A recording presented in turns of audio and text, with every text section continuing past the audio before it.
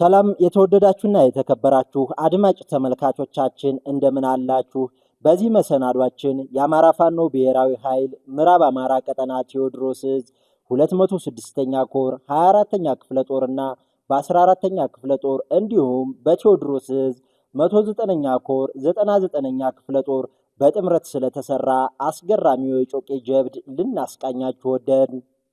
ከአማራ ፋኖ ብሔራዊ ኃይል ምዕራብ አማራ ቀጠና ቴዎድሮስ ዕዝ አመራሮች ከ206ኛ ኮር አመራሮች ከ24ኛ ክፍለ ጦር አመራሮችና ከተማረኩ የጨፍጫፊው አገዛዝ ወታደሮች ጋር ያደረግነውን ቆይታ እንድትከታተሉ ጋበዝን።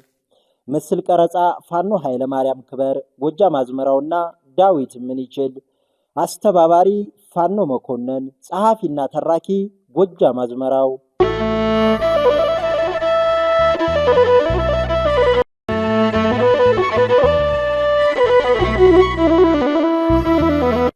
ይህ በሞት ያፈርሶም ብላልኝ የሚል የልመና ቃል ለወዳጆቹ ብቻ ሳይሆን ሊገለው፣ ሊጨፈጭፈው፣ ልጁን፣ ሚስቱን፣ እናቱን ሊደፍር ለመጣ ጠላቱ የሚያሳየው የርኅራሄና ያዘኔታ ቃል የአማራ ገበሬ የሰብአዊነቱን ጥግ ቁልጭ አድርጎ ያሳያል። የታንክና የመድፍ ሐሩር የድሮን ዶፍ የሚወርድበት ደጉ አርሶ አደር ሊገለው የመጠቄ እንዲያመራ ትዕዛዝ ይሰጠዋል።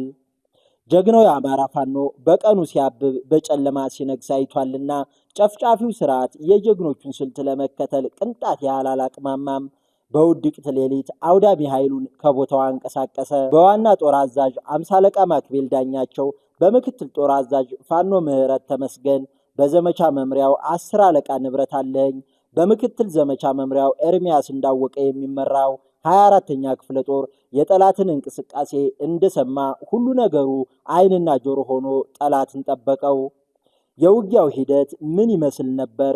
ውጊያውን ከመሩት የ24ኛ ክፍለ ጦር የፋኖ መሪዎችና ከተማረኩ የጨፍጫፊው አገዛዙ ወታደሮች አንደበት እናስደምጣችሁ። በተደጋጋሚ ወደ ካምፖች በመምጣት ትንኮሳ እያደረገ ነበረ። በተለይ በነብር ገደል አቅጣጫ በ24 ግን በ23 ማታ ማለት ነው ለ24 አጥቢያ 9 ሰዓት አካባቢ ከከተማ ኃይሉን በአራቱም አቅጣጫ በከተማው ጫፍ ላይ ያስቀመጠ ማለት ነው። በከተማው ጫፍ ካስቀመጠ በኋላ እኛም ዝግጁ ነበርን። እውነት ለመናገር ያው ማጥቃት እንደሚመጣ ወደ ላይኛው ክፍል ወደ ደጋው ክፍል እንደሚመጣ መረጃው ስለነበረን በአራቱም አቅጣጫ ሲያስወጣ እንደ ወታደር እንጠረጥራለን። ለምንድን ነው በአራት አቅጣጫ ያስወጣው? ጫፍ ላይ ከተማው ጫፍ ላይ ማታ ሊያስወጡት ነው ያደረ። ከዛ በኋላ ግን የማደናገሪያ መንገድ እንደሆነቻችን ለኛ ግልጽ ናት። ከዛ በኋላ በላይ አቅጣጫ ኃይሉን 9 ሰዓት ጀምሮ እንቅስቃሴ ያደረገ አንቀሳቀሰ። አስቀድመን ደፈጣ ይዘን ነበረ። በወሰነ ኃይል ደፈጣ ይዘን ስለነበረ የተወሰነ ተታክሰውት ወደ ኋላ እንዲያፈገፍጉ ነው ያደረገው። ዋናው ኃይል ግን ላይ ደጋው ክፍል በተለይ በተለምዶ ቴሊው አካባቢ የሚባል ቦታ አለ ወይ በይ ላይ ዋናውን ኃይላችንን ያደረግነው ከኋላ ነው። ከፊት ለፊት ግን ከ30 እስከ 40 ያሉ ኃይሎችን ደፈጣ ሊያስይዘን ነበር። እነዛ ተታኩሰው 10 ሰዓት አካባቢ ወደ ኋላ እንዲሸሹ ነው ያደረግነው። ከዛ በኋላ ያን የተከተለ ላይ ደጋው ክፍል እንደደረሰ ሀቅርጽ ውስጥ ነው ያስገባ ነው ማለት ነው። ልክ ቀጥታ ሲገባ ሀቅርጽ ውስጥ እንደገባ ኃይላችንን በደንብ ካጠናከርን በኋላ አስቀድመን መረጃው ደርሶን ስለነበረ የቦቅላ አባዮችን ጠርተን ነበረ። ደበይ ጮቄን ጠርተን ነበረ። ማቻከልን ጠርተን ነበር። በዛም ልክ ያው ቀድሞ የደረሰው የቦቅላ ነው። ልክ የቦቅላ በአንድ ክንፍ በስተግራ በኩል ኃይል እንዳስያዝን ማዕበል የምትባል መቻ ኃይላለች። በጣም ጀግና የሆነች ተዋጊ ብዙ ምሽጎችን ብዙ ምርኮሾችን የምትማርክ ማለት ነው። ያው ጠላትን በደንብ አድርጎ ስለሚያውቃት ስበን ካስገባን በኋላ ቀጥታ ውጊያውን የጀመርነው አንዴ ነው፣ ሁሉንም ማለት ነው።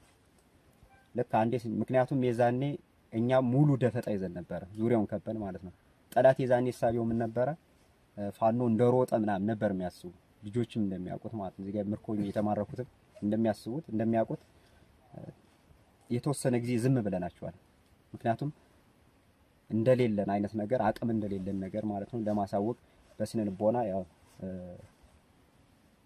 አጉል ኮንፊደንስ እንዲሰማው አድርገን ነበር።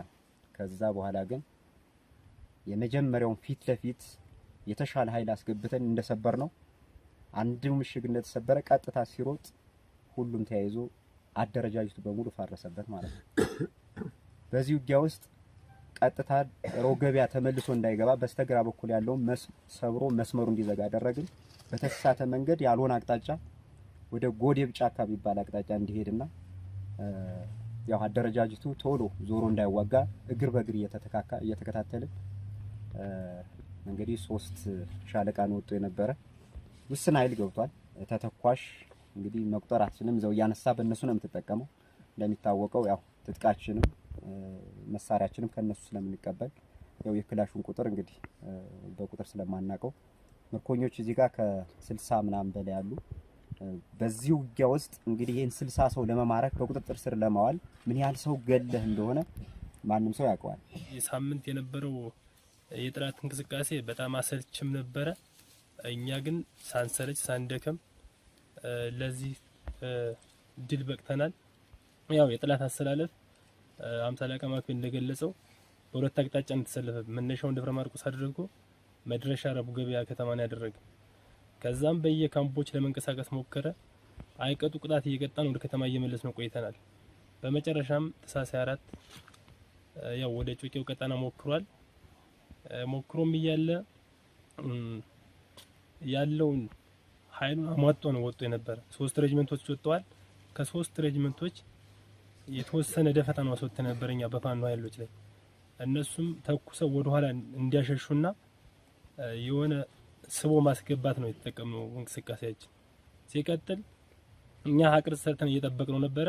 ሀቅርት ሰርተን እየጠበቅነው ባለ ሰዓት ግን እነሱ እያሰቡት የነበረ እኛ እንደፈረስ ነው። እኛ ግን ድርጅታችን ጀምረናል፣ እየተደራጀን ነበረ።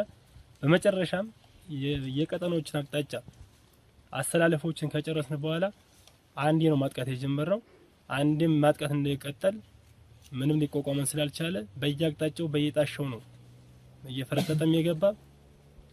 የተማረኩ የመሳሪያ ብዛቶች ያው የነፍስ ወከፍ መሳሪያዎች ከቁጥር በላይ ናቸው። ማንም ሴትም ወንድም ያነሳው እንዳጠቃላይ በህዝብ ውስጥም የገባ ብዙ ነገሮች ስላለ ሞርተሮች 2 ሞርተሮች ተማርከዋል። ድሽቃዎች 3 ድሽቃዎች በእጃችን ገብተዋል። እና ያለው የጥላት እንቅስቃሴ በዚህ ልክ ነበረ። ከ3 ሬጅመንት ግን ከተማ የገቡ በቁጥር ጥቂቶች ናቸው እንጂ 3ቱም ሬጅመንት ባለበት ነው የወደመው። ስሜ ጌቱ ደምስ ይባላለሁ።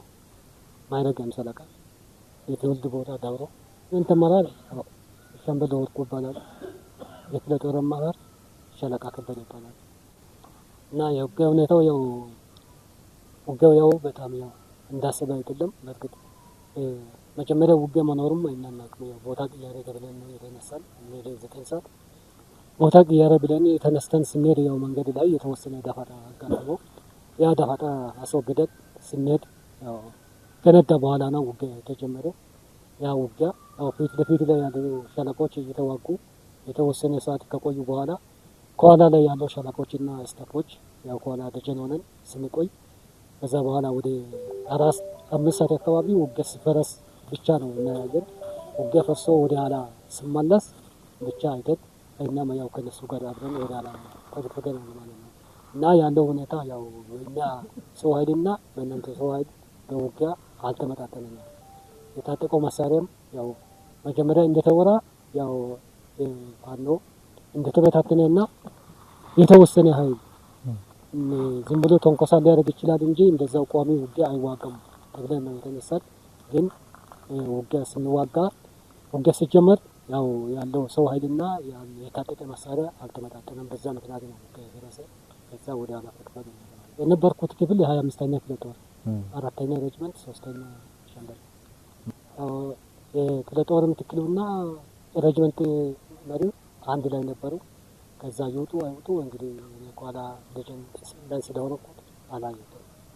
እና አመራሩ በማጣቱ ምክንያት ያው ብዙ ቁስለኛና ብዙ የተሰዉት ሜዳ ላይ ቀርቷል። እሱም ዞር ብሎ የሚያነሳው ስለሌለ አመራሮች ጥሎ ስለሸሹ ያው ሜዳ ላይ መቅረት ችሏል። የሚያነሳ ሰው አጥቶ ሰውም የራሱን ለማዳን ሁሉም የራሱን ለማዳን ይሮጥ ስለሆነ የወደቀ አስክሬን የቆሰለ ጓደኛ ማንም ዞር ብሎ ላይ ሜዳ ላይ ቀርቷል። እና ካለን ያው እነሱ በተመቸውበት ቦታ ላይ ሆነ ያው አይኛል ውጊያ እንዲዋጋና ያው በተለያየበት ቦታ ላይ ያው እንዲሰዋ እያደረገው መኖርን እናውቃለን።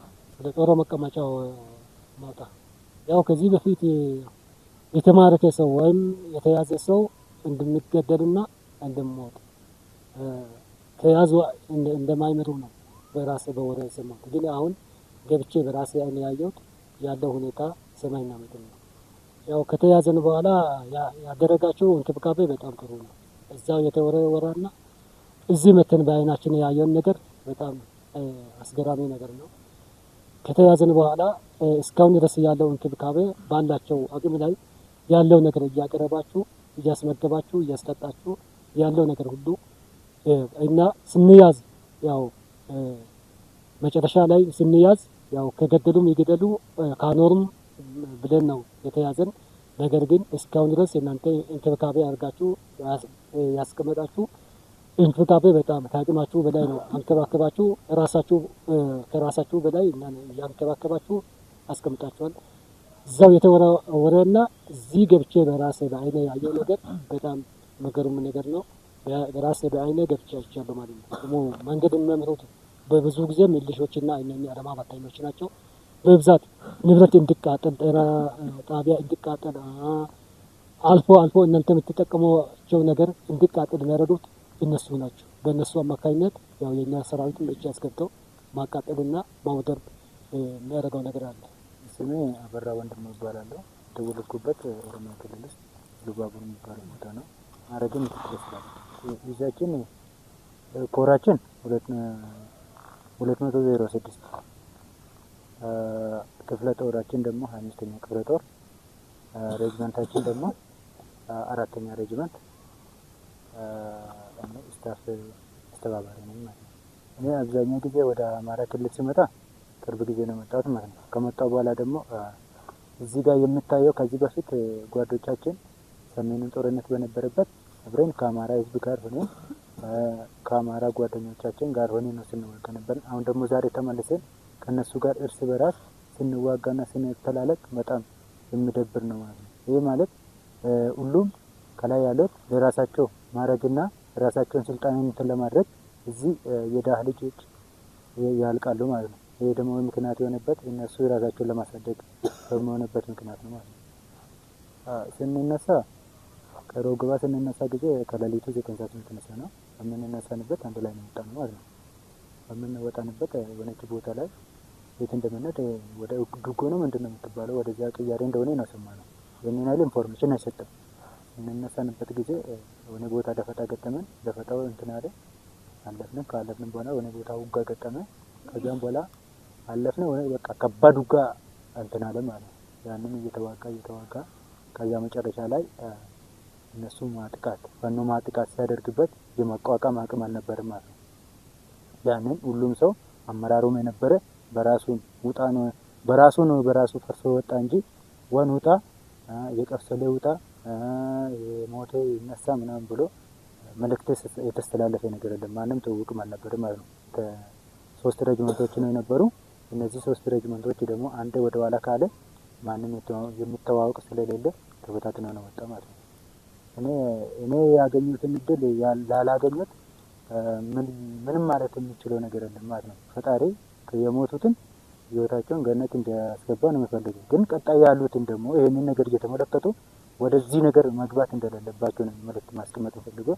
እዛ ጋም ደግሞ ውስጥ ትግሉ ላይ ያሉትን እንደዚህ መሆን ስለሌለባቸው ምንም መልእክት የሌለ ወይንም ደግሞ ምንም አላማ ለሌለው ትግል እዛ ጋር መጎዳት ስለሌለባቸው በብንችሉ አቅም ወደ ቤተሰቦቻቸው እነሱም እንዲወጡ መልእክት ማስተላለፍ ፈልጋለሁ።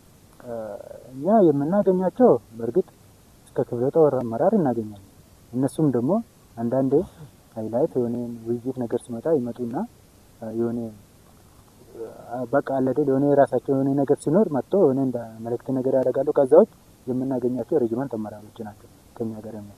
እነሱ ግን ራሳቸውም ልጆችም ሆነ ቤተሰቦቻቸው የሚቀመጡበት ቦታ ይታወቃል ማለት ነው። ግን እዚህ ጋር የሚሞተው ደግሞ ምንም የማያውቀው ስለሆነ ይሄ ይገባናል። ግን የሚደብረው ነገር ነው ማለት ነው።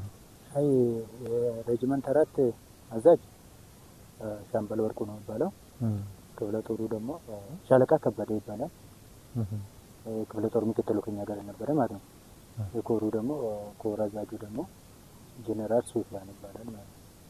አዎ እኔም እዛ ውስጥ ባለውበት ሰዓት በጣም ብዙ አእምሮ ላይ ጫና ነበረ ማለት ነው። ምክንያቱም አንዳንድ ጊዜ በምናገኛቸው ከአካባቢው ማህበረሰቡ ጋር እንኳን ተገናኝቶ ተጫውቶ እንትና ለማለት ማህበረሰቡ ጋር እንዳትጠጋ ያስገዳል በሚለው ጥርጣሬ አለብን። እነሱም ደግሞ የሚነግሩን ነገር አንዱ ይሄንን ነው።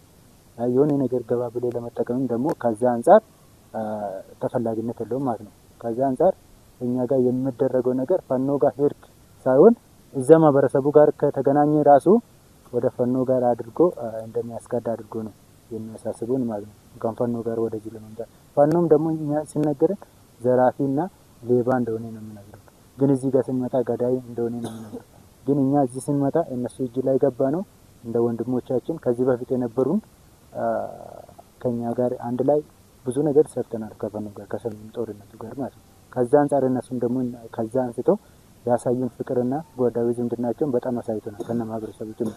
እነሱን ከልብ ሊያመሰግናቸው እፈልጋለሁ። ምክንያቱም ይህንን ሲነገረን ነበረ በሌላ ነው ያገኛቸውም ደግሞ ይህንን እኔ ያየሁትን ነገር ሌላም ደግሞ በዛ ልክ ሊረዳ ይችላል በሚለው ነው ያስቀምጥ ፈልገው ከልብ ሊያመሰግናቸው እወዳለሁ።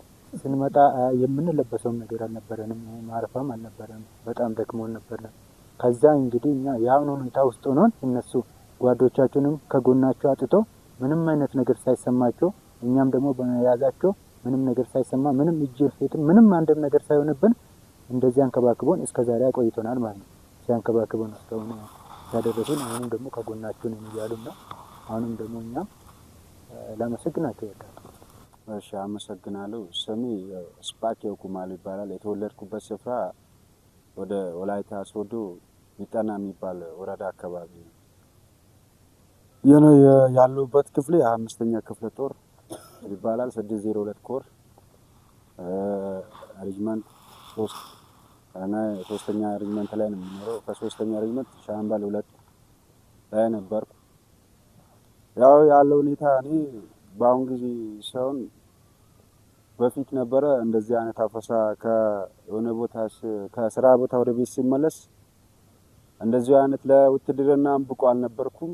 ለተለያየም ነገሮቹ ብቁ ሳልሆን ባሉ ጊዜ ሰዓት ላይ ወደ ሰፈር ሲመለስ እንደዚህ አይነት ያልሆነ ነገሮችን ተናግሮ ምናምን በብራት አሉት እርሜ ያልደረሰው ለውትድርና ብቁ ያልሆነን ምን አደረጉት?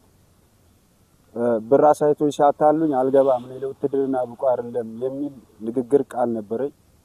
ያን ብዬ እኔ መግባት ፍላጎት አለመኖሬ ሳሳያቸው እንዲያንደው በግድ ከስራ ቦታ ወደ ቤት ከመሄድ እየሄድኩ ባለው ሰዓት ላይ ተሸክሞኝ በግድ ለ4 ለ5 ሆኖ ሰላም አስከባሪዎቹ ደብድቦኝላ ወደ ጣቢያ አስገቡት። ከዛ በኋላ እዛ አስገብቶኝ እድሜ ያልደረሰኝ ለውትድርና ብቁ አይደለሁም ብዬ ሳናግረው ዝም በል እቺን ሀገር እኮ ያልሆነ ነገሮች ወራሪ ኃይሎች ሲወሩ ዝም ብለህ ተኝተህ ልትበላ ነው እንዴ? አንተ ያለ ማን ይታገላል?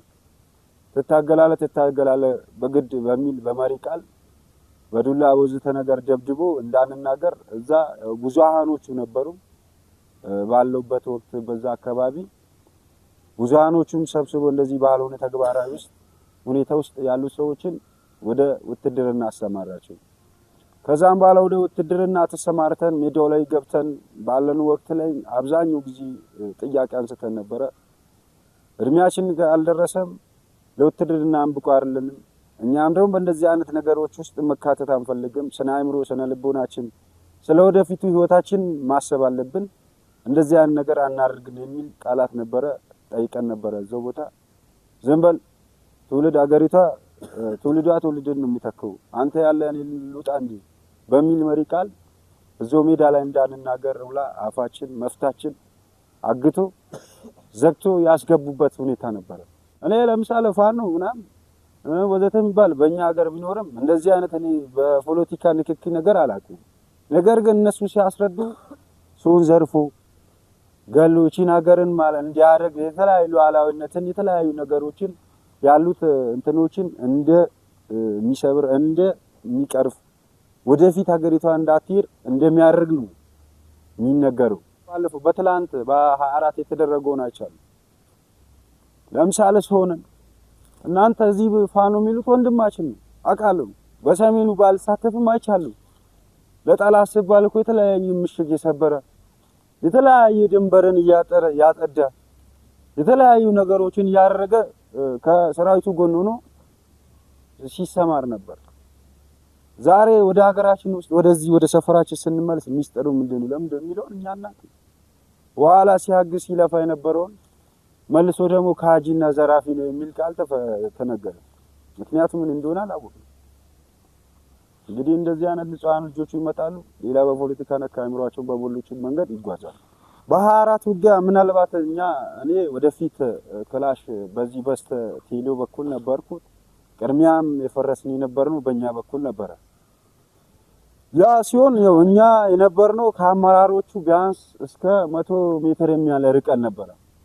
ያን ሲሆንም ቅድሚያ እንደ ወንድሜ 50 አለቃ ገልጾ ነበርና ቅድሚያ መንገድ ላይ ሲከሰት እንደዚህ አይነት ቦታ አንገባም ተመለሱ የሚል ቃል ነበር። ከኛ በላይ አመራሮች ሻምበል አዛዦች ነበሩት ማለት እዛ ዝበል አንተ አህያ ግባ እንጂ ያዘዝኩበት መንገድ መግባት ነው ያለብህ በሚል ነገር ነበረ። በጫና ይዞን ገባ። ከዛ አለፈ። ያን ቻለኞችን ካለፈን በኋላ አሁንም ተራራ ስንወጣ ምንም ብዙም አልነበረም። ያን ተራራ ወጥተን ከተቆጣጠረን በኋላ ወደፊት ገሰገስን። ስንገሰግስ እውነት ነው አንድ ጀነራል ዝም ብሎ ኮከብም ከመደርደር ሲሆን በማይንድ ውስጥ የሚመላለሰውን ያንን ስራ በተግባራዊ መስራት ነበረበት። ነገር ግን ይሄን እሱ ዝም ብሎ የተከሻውን ኮከብ ነው የደረደረው እንጂ ምንም አላለም። ቀደም የበላይ አመራሮችና አንተ ሲናገሩ ሰምቼ ነበር። እውነትም ጀነራል ለመሆን ይህ ሲሆን ጭንቅላት ነው የሚያስፈልገው። ይህን እኔ በተግባራዊ በዛ መዳ አይቻልም። እነሱ ያታለሉ ያው ድመትና እንዳይጫወት አድርገው ሲስቡን የኛዎቹ ደግሞ ያን ማወቅ ሳይችሉ ዝም ብሎ የደሃን ህዝብ ግባብሎ አስገብቶ በየሜዳ ለጅብና ለአሞራ ተዳረገ። ለአማራ ህዝብ ምስጋና እኔ እስካሁንም ምስጋና አድርጓል። ምክንያቱም በየጫካ የወደቀው ለጅብ ለአሞራ ሲሆን ማለት ነው ማህበረሰባችን ነው፣ ወንድማችን ነው፣ ልጃችን ነው ብሎ ከዛ አንስቶ ሲለቅሙ አይተናል። ለቅሞ ሲቀብሩ በእነሱ ጉያ ውስጥ ነው። ይሄ ደግነታቸው በእውነት ምን እንዴት አርግተን መክፈል እንዳለብን እኛ አናውቅም። አሁንም በእነሱ እጅ ላይ ነን ያለነው። የሚያስፈልገን ሙሉ ነገር ያደርጉት ከአልባሳት እስከ መብል ከመብል እስከ መጠጥ እስከምንጠጣበት ድረስ ያደረጉን ያለ። ስለዚህ እኔ በጣም የአማራ ህዝብን በጣም ከልብ ማመሰግን ይሆናል። በዚህ ሁኔታ ሳናውቀው እንደዚህ ሆነናል። ወደፊት ለሚመጡት ወንድሞቼ እህቶቼ ሳታውቁ ዝም ብላችሁ ያልሆነ ነገር ላይ ጣልቃ የምትገቡት ቀደም ያስባችሁ አውቃችሁት መንገሩን ቋጭታችሁ ብትመጡ ይሻላል። ከመጣችሁ በኋላ ወይ አይ ማለት ብታቆሙ ይሻላል። ይኸውላችሁ እኛም እንደዛ ሆነን ሳንወድ መተን ለጫካው ለአሞራው ቀርተናል። እናንተም ትክክለኛ መንገር ያዙ። ያላችሁት ደግሞ እንደኛ ተቋም ላይ የነበራችሁት ምናልባት ብችሉ የምትወጡበት መንገድ ማመቻቸት መቻል አለባችሁ። ባትችሉም ደግሞ በቃ እንደምንም አማራጭ መፈለግ ነው ያለባችሁ። ዝም ብላችሁ አትሙቱ፣ ዝም ብላችሁ አትጨፈጨፉ። ራሳችሁን ጠብቁ፣ መፍትሄው መንገዱን ፈልጉ የሚል ሐሳብ አለኝ። ተሱን ተስፋኪ ኩማላገት ተስተይለት ሶዶ ዞን ያናግዲሽን ጋፈ ዝቅግድ ወረዳን ዳስ አይታ እንት ተለው ለእንተ ስንታነ ቀራረ መከላከያ ሰራዊት ተከታ ግሎ ሰፈዶ መራ ታንተነ ገጠሚዶ ከነ ገጠሚዶ ጋይቶ ተታ እንተ ይወታ ወዳ ድረስ ታሻንተ ታዋናቱ አጋታ ነጋኪረ መቶ በላይ እንተ ነጋከና ማላቷ እንት ዲዮሳን ተነቃቀ ወጥቴ ፉዳይ ባጋነና ዛባየት ተባ ገሊዲ እንተ ሸንፋፋ አጥፊቴ አኒካ ማ ከነኒ ዱፊ ከነን ጅሮ መፋኖ ከሰ ከፋኖ ከሰ ቡካ ከነን ጅሮ ከሰ አከፋኖኒ አካኑን ጀዳኒት አካማ አርጊኒሞ ወደራ ባየ ፈጋታ ጀቹ ማለትሞ ፋኖን አርካሙራ ፋኖን ሲጄሳ ሲጉባ ማልማል ሲጀሩ ገሩሞ ከነማ አርጋ ጅሩፊ አማና መርጋ እናከስብኝሳን ጀዳኒሞ ወደራ ባየ ፈጎዳ ጀቹ ወደራ ባየ ፈጎዳ ማለትሞ ፋኖን እደኑ ታስዱፍኔ ወተኮሊኑን ጎኔ ናጋን ብዲና ኑ ፊዴ ቢሻኑ ፊዴ እዶን ቲስኑ ሰወንቲኑ ጎዴ ሙጅራቺሳ ጅራ ጀቹ አከሳኒ አርካሙራ ማልጎዳ ጀናሳኒሞ ሳና ጎቻ ካሲን ከበነ ጀቹ ቀንሞ ከነን በዚህ አውደ ውጊያ የአማራ ፋኖ ብሔራዊ ኃይል ምዕራብ አማራ ቀጠና ቴዎድሮስ ዕዝ 206ኛ ኮር 24ኛ ክፍለ ጦር፣ 14ኛ ክፍለ ጦር፣ 109ኛ ኮር፣ 99ኛ ክፍለ ጦር አስደማሚ ስራ ሰርተዋል። የስናን ማህበረሰብ ቤቱ በድሮን ሲወድምበት ቢውልም በህይወት የተያዙትን ሲንከባከብና እልፎችን ደግሞ ሬሳቸው ከየወደቀበት እየሰበሰበ ሲቀብር ተስተውሏል። እነዚህ ምርኮኞች ወደ ምርኮ ጣቢያ ሲጓዙ የገደማላና የዳንጉሌ ማህበረሰብ የሚያሳያቸው ፍቅርና የሚያደርግላቸው እንክብካቤ አጃኢብ ያስብላል። አገዛዙ ከትምህርት ቤት እያፈነና በኃይል እያፈሰ የሚያመጣው እንዲጨፈጭፍለት ልኮ በገጠመው ኃይለኛ ብትር ሬሳውን ጥሎ በፈረጠጠበት የስናን ማህበረሰብ ደግሞ በቅንነት ሲቀብር ያገኘናቸው አንድ አባት እንዲህ ይናገራሉ። አሁን በትናንትናው ዕለት የተፈጠረው ችግር ከሌቱ 11 ሰዓት ላይ ያው መከላከያ መስቶ ግለሰቡንም ህፃኑንም ሽማግሌውንም ሴቶችንም ሊበላ ስለመጣ እንደገና የሚያራግበው ፋኖ ደርሶ ተሌቱ 11 ሰዓት ጀምሮ እስከ 11 ተምሽቱ እስከ 11 ሰዓት ድረስ ሲዋጋና ሲታገል አሁን በዛሬው ዕለት ያለቀውን ህብረተሰቡ መንደር ተሰባስቦ ግለሰቦች እየቀበርን ነው። ይህን ሁላ አስከሬን ዛሬ አልገፋው ብለን እንዲያውም ነገ እንቅበር እያልን ነው። የመከላከያን በቃ ነገ እንቅበር እንዲያውም ዛሬ በቃ ደከምን አልሆነልንም እያል እንዲያውም ይህንም የሚፈጠር አንድ ቦታ ላይ ያለው እንጂ በየቦታው እዚያም በቃ በጦሩምባ ወስቶ ግለሰቡ ያው እኛ ዋናው ነገር በረድ ይመታናል ወይም ደግሞ ሌላ አደጋ ይደርስብናል በማለት እየተሰባሰብን እየቀበር ነው እና ነገ በነገው ዕለት ደግሞ እንደገና ደግሞ ያው ቀብር ነው። ምን ዛሬ ያላለቀልን ተኩሶ የማይስተው የአማራ ፋኖ ከማረከ በኋላ ለምርኮኞች የሚያሳየው እንክብካቤ እጅግ የሚደንቅ ነው። የ24ኛ ክፍለ ጦር የፋኖ ሐኪሞች ምርኮኞችን ሲንከባከቡና ተገቢውን የሕክምና እርዳታ ሲያደርጉ በካሜራችን አይን ቃኝተነዋል። የአማራ ፋኖ ብሔራዊ ኃይል ምዕራብ አማራ ቀጠና ቴዎድሮስ ዕዝ አመራሮችና የ206ኛ ኮር አመራሮች የ24ኛ ክፍለ ጦር አመራሮች ከምርኮኞች ጋር ቆይታ አድርገዋል። ሰላም ነው አለን አላችሁ? እሺ እንኳን ተረፋችሁ። አማራ የሆናችሁ እጃችሁ ነው።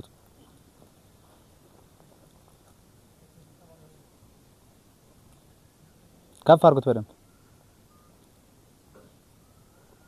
እሺ ኦሮሞ ከፍ በደንብ ከፍ፣ ችግር የለውም ከፍ አድርጉት። እሺ ደቡብ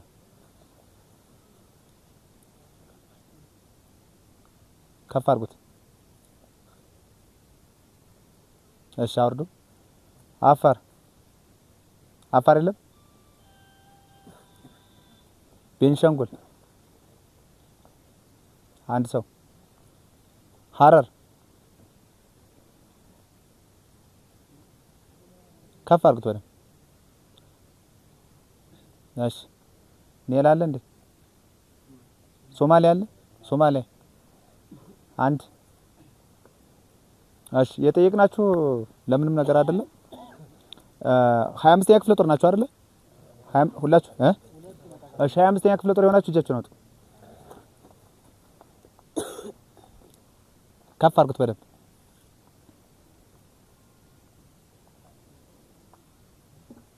እሺ አውርዱ። 25ኛ ክፍለ ጦር 3ኛ ሻለቃ የሆናችሁ 3ኛ ሬጅመንት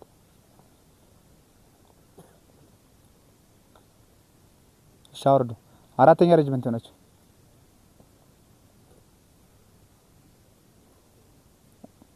እሺ አውርዱ።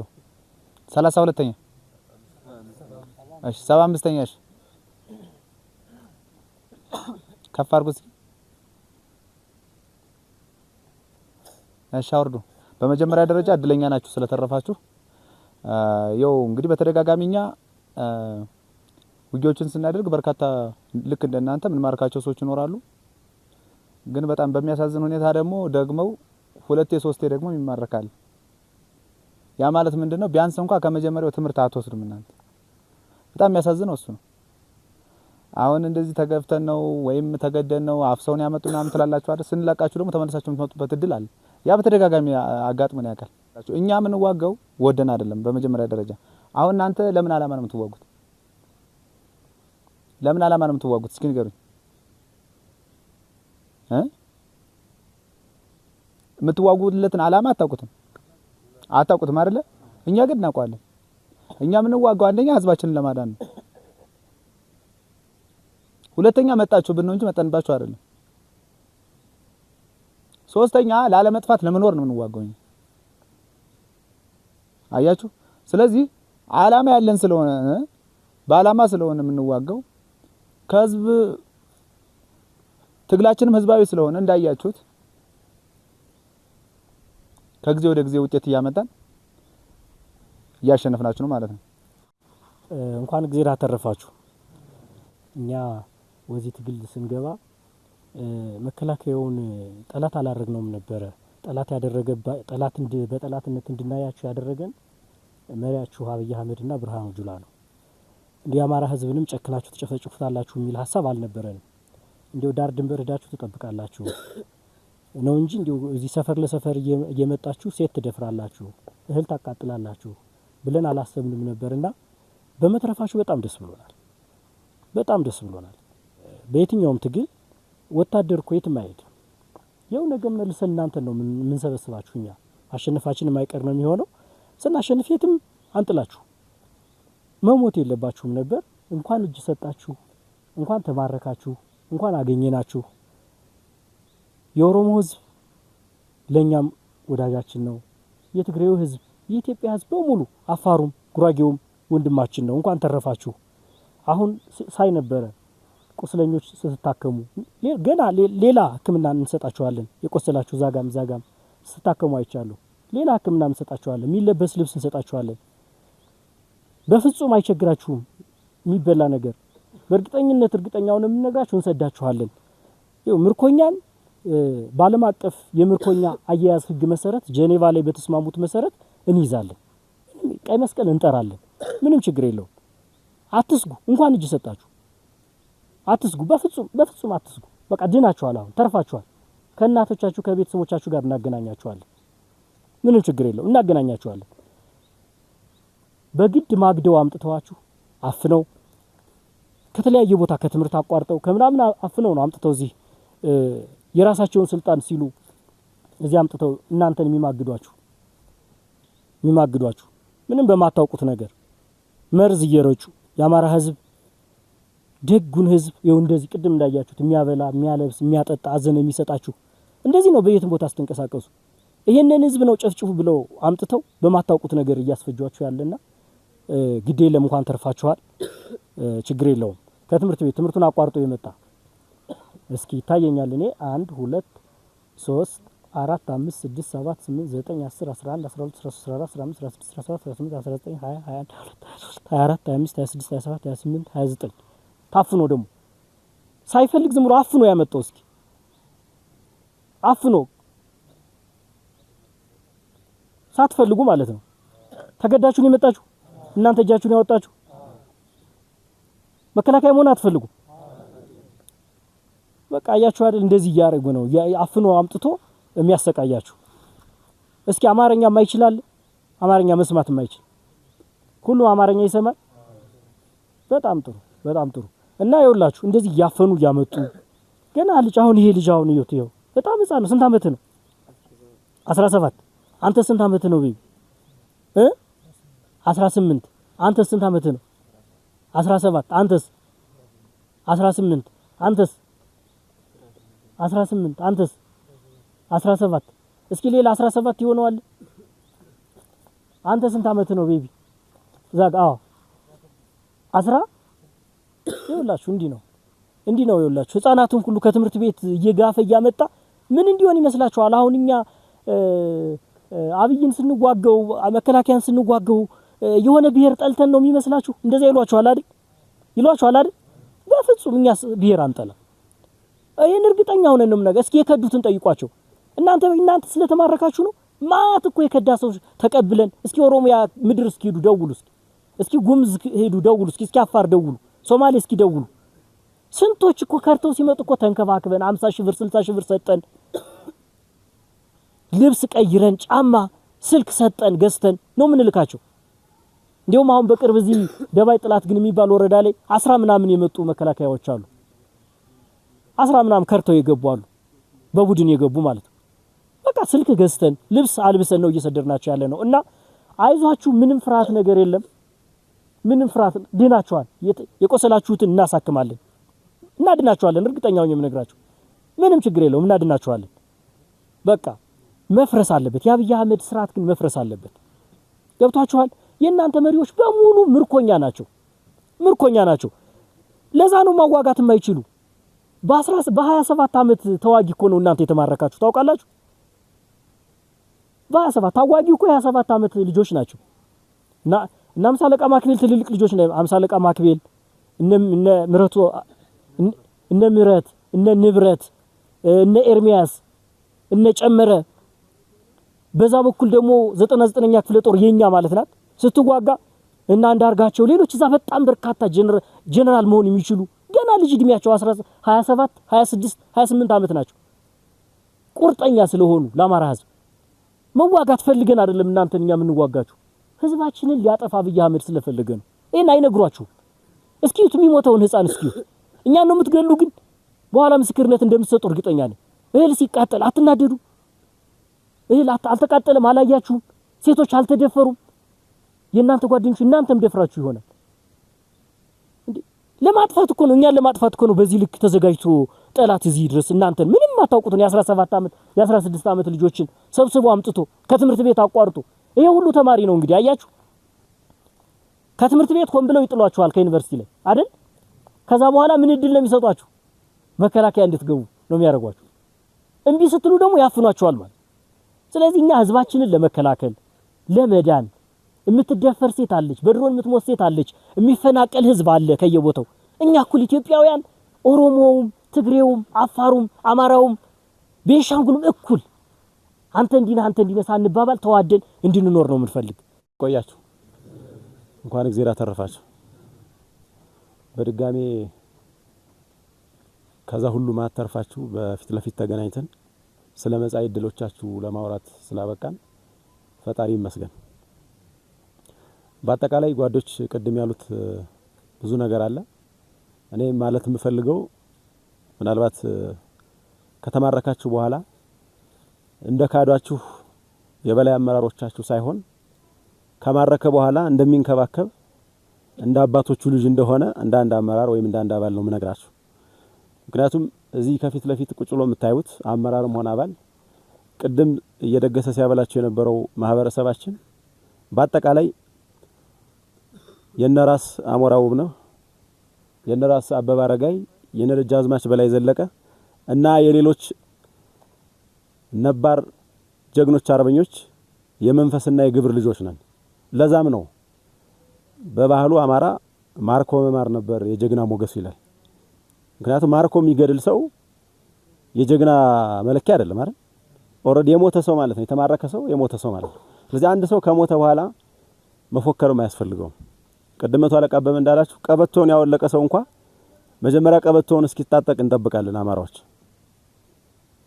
ይሄ ሲወርድ ሲዋረድ ከትውልድ ወደ ትውልድ ከታሪክ ወደ ታሪክ ሲሸጋገር ስናሻግረው የምንኖረው ነባር እሴታችን ነው።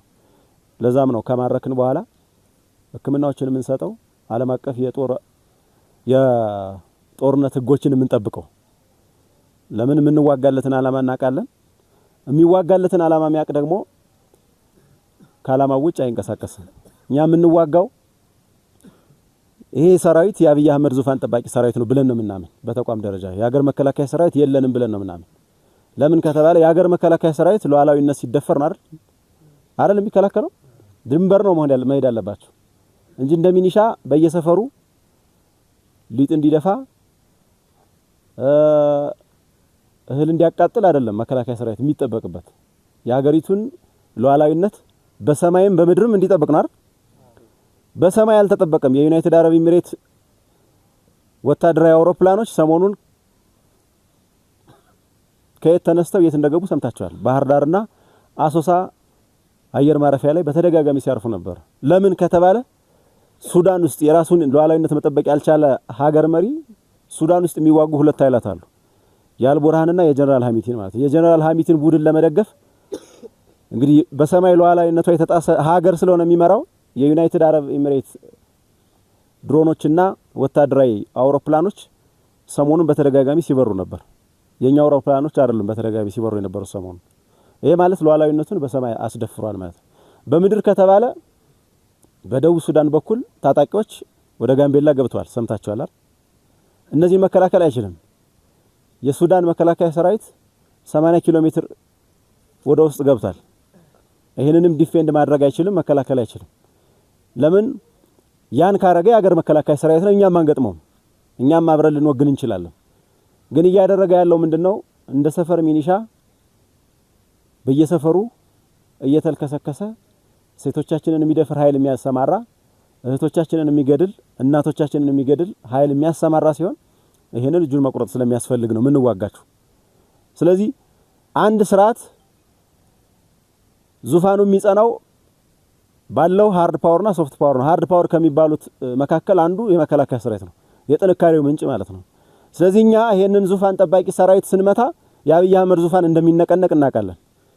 ይሄ ዙፋን ጠባቂ ሰራዊት ደግሞ ጸንቶ የቆየ ጊዜ የአብይ አህመድ ዙፋንም እንደሚጸና እናውቃለን። ስለዚህ አሁንም እየቆረጥን ያለ ነው የአብይ አህመድን ዙፋን ጠብቀው እና አጽንተው የሚያቆዩ ምሰሶችን በመቆረጥ ላይ የተመሰረተ ትግል ነው።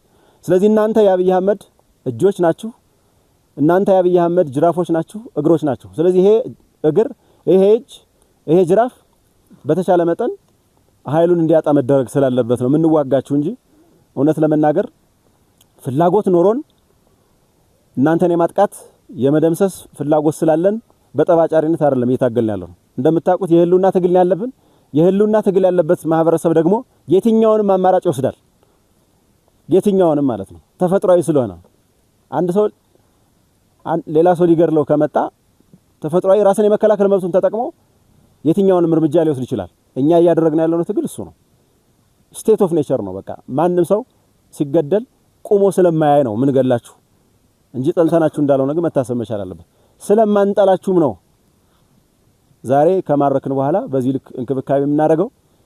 እኛ ግን ይሄን እንክብካቤ እያደረግን የላካችሁ አገዛዝ ግን ቀደም መቶ አለቃ እንዳለው ይክዳል። እንዳልተማረከ ነው አሁንም በየሚዲያው እየለፈለፈ ያለው ማለት ነው። እንዴት ናችሁ? እንኳን እግዚአብሔር ያተረፋችሁ። መልካም። እንግዲህ የአማራ ህዝብ እንደ ህዝብ ከተደቀነበት አደጋ ለመውጣት የራሱን ኃይል ገንብቶ በዚህ ልክ አርመኔው ስርዓት አለኝ የለኝም የሚለውን በሰማይም በምድርም የሚያዘንበውን ጠላት እየተከላከለ ይገኛልና ያንን ደግሞ በተግባር ያሳየበት የ24 ውጊያ እናንተ ያደረጋችሁት የተማረካችሁበት ቀን ማሳያ አንዱ ነው አይደል? ስለዚህ በዋናነት አብዛኛውን በሌሎች አመራሮች ስለተገለጸ እኔ ማለት የምፈልገው ከተያዛችሁበት ቀን ጀምሮ ቀጣይ እናንተ ቤተሰብ የትኛውን ቦታ ላይ የምትፈልጉት ቦታ ላይ እስከምትደርሱ ድረስ ያለው እንክብካቤው ከተያዛችሁ ቀን ጀምሮ እስከ ዛሬ ያለው እየተሻሻለ አሁንም ወደ ሕክምና ቦታ የሚገባው ወደ ሕክምና ቦታ እየገባ ልብስ የሚያስፈልገው ልብስ ግባት እየተሟላለት ጫማ እየተገዛለት የምናቆያችሁ መሆኑን ለመግለጽና ቀደም ሲባል እንደነበረው ከትምህርት ቤት እያፈሱ ከተለያየ የሥራ ቦታችሁ እያፈናቀሉ የአረመኔው የአብይ አህመድ ስርዓትን ለማስጠበቅ ለወንበር ለአንድ ግለሰብ ወይም ብልጽግና ለሚባለው ስርዓት ወንበር ጠባቂ ለማድረግ 15 አመት ያላችሁ 16 አመት 17 አመት በዚህ ደረጃ ያለ ሰራዊት እያመጣ የሚማግድበትን አላማ ማወቅ ነው። ቀደም ለምሳሌ ስትጠየቁ የምትታገሉት ለምንድን ነው ስትባሉ የምትታገሉለትን አላማ እንኳን አናቅም ነው ስትሉ የነበረው አይደል? ስለዚህ በማታውቀው መንገድ ገብተህ ለመሞት ካለዛም ደግሞ ተከብሮ የሚኖር ማህበረሰብ ተከብሮ ከሚኖርበት ቦታ ሰፈሩ ድረስ እየቆፈቆፉ ሂዶ ልጁን ለመድፈር እናቱን ለመድፈር ለመግደል ተልኮ ተሰጧችሁ ሲመጣ ኖ የሚል ትውልድ እንዲፈጠር በየአካባቢያችሁ መልእክት እንድታስተላልፉ እንፈልጋለን። እሺ፣ እንዴት ቆያችሁ? እንኳን ተረፋችሁ። እኔ ሁለት ነገሮችን ነው ማስተላለፍ የምፈልገው። የመጀመሪያው የአማራ ህዝብ ልዕል አእምሮ ባለቤት መሆኑን እንድታውቁ ፈልጋለሁ።